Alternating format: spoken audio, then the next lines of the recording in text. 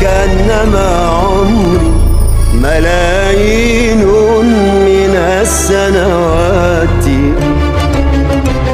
تعبت من السفر الطويل حقائبي، وتعبت من خيلي ومن غزواتي.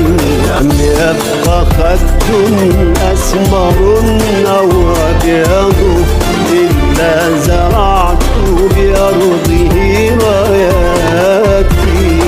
واليوم أجلس فوق سطح سفينتي كاللص أبحث عن طريق نجاتي.